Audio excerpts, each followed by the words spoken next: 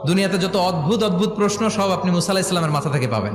বিভিন্ন বিষয়ে আল্লাহরে প্রশ্ন করতেন। সাইয়েদনা মুসা আলাইহিস সালাম আল্লাহরে বললেন, আল্লাহ আপনি আমার এমন একটা জিকির শিখাইয়া দেন যে জিকিরটার শব্দ আপনি আর আমি ছাড়া কেউ জানবে না।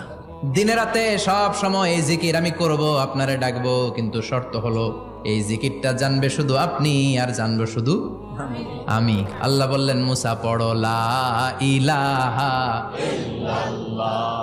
মুসা আলাইহিস সালাম কয়, মাবুদ এটা তো জাতীয় জিকির, সবাই জানে। আমি তো চাইছি এক্সেলেন্ট একটা জিকির, কারো কাছে নাই, শুধু আমি জানবো আর আমি পড়বো। আল্লাহ বললেন, মুসা এই লা ইলাহাকে যদি এক পাল্লায় রেখে দাও, তাম বিশ্ব, 7 আকাশ 7 জমিনটারে তুলে যদি তুমি আরেক পাল্লায় রেখে দাও, লা রাজাহাত কাফাতু লা ইলাহা ইল্লাল্লাহ, মুহূর্তের মধ্যে লা ইলাহার পাল্লা ভারী হয়ে যাবে। ও মুসা, তুমি যতই এক্সক্লুসিভ জিকির চাও, লা ইলাহার চেয়ে দামি জিকির আমার কাছে নাই।